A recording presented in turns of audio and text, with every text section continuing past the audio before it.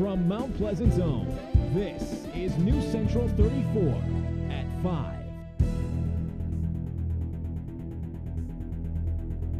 Good evening, Mid-Michigan. I'm Sean Rossitano. And I'm Faith Gantner.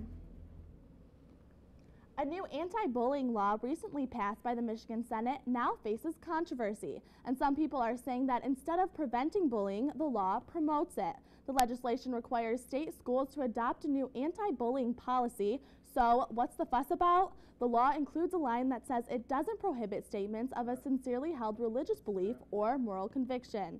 The bill is named after the East Lansing student Matt Epling, who took his own life after being bullied. The state superintendent criticizes the law, calling it a joke in the name of the dead student. Also, the Senate Democratic leader says the legislation is nothing but a Republican license to bully. Some sobering news from the Michigan Department of Education. According to a new state analysis, only about a quarter of students in grades 8 through 11 would have passed the statewide math exams during the last school year if the new tougher standards were in place. And it's almost as bad for those in grades 3 through 7, as barely more than a third would have passed. The new standards now require students to answer many more questions correctly to be put in the passing category. State School Superintendent Mike Flanagan says they released the report to provide a more accurate understanding of what student achievement would be if the new cut scores were in place. Central Michigan University has named Steve Johnson as the university's first vice president for enrollment and student services. He will lead enrollment management, including student retention, tuition, and financial aid planning. CMU President George Ross believes this position is critical as the university addresses the issue of a number of declining of high school graduates. Johnson, who is the current Associate Vice President for Enrollment Management at Howard University, will start in January and will take home a $200,000 annual salary. Michigan newspapers are cutting back on home delivery. Paper chain Booth Newspapers are planning on making deliveries only 3 days a week and putting more of a focus on online content. Newspapers impacted by the cuts include the Grand Rapids Press, the Kalamazoo Gazette, the Muskegon Chronicle, and the Jackson Citizen Patriot. The delivery changes will take place in February. A Wademan couple is accused of growing medical marijuana in unlocked enclosures in their home.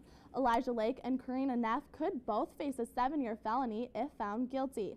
Lake was previously convicted in Macomb County for the same charges, so he could face an even harsher sentence. Prosecutors argued that the marijuana plants were not secure, so anyone could get to them. Their defense attorney argues that the plants are secure and Lake and Neff are in compliance with the laws. A bill designed to control retiree benefit costs for state employees has been approved by the Michigan House. The multi-bill package will require workers covered by the defined benefit pension plan to decide between remaining on that package or converting to a 401k plan. Those who stay with their current plan will be required to contribute 4% of their compensation, up from the 3% contribution they currently pay. Also, retiree health insurance coverage would be eliminated for new employees hired after the end of the year. The legislation is now in the Michigan Senate. And another search is underway near Ludington, Michigan for a missing 4.5-month-old baby girl. Catherine Phillips was last seen on June 29th with her father at her mother's apartment. Police Chief Mark Barnett says the search started October 26 over land in Mason County's Amber Township, as well as a small lake in that area. While state police canine teams have finished the land search and the small lake search is about 95% done, nothing has turned up. 20-year-old Sean Phillips of Scottville goes on trial in January in connection with the disappearance. Well, that's all for News Central 34 tonight. I'm Faith Gantner. And I'm Sean Rossitano. And don't forget to tune your radio into Mountain Rock 91.5 and Mountain 101 for more news updates. And be sure to add us on Facebook and follow us on Twitter. And you guys have a great night.